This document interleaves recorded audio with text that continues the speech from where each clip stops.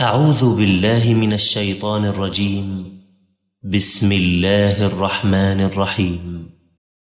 سبح اسم ربك الأعلى الذي خلق فسوى والذي قدر فهدى والذي أخرج المرعى فجعله غثاء أحوى سنقرئك فلا تنسى إلا ما شاء الله إنه يعلم الجهر وما يخفى ونيسرك لليسرى فذكر إن نفعت الذكرى سيذكر من يخشى ويتجنبها الأشقى الذي يصلى النار الكبرى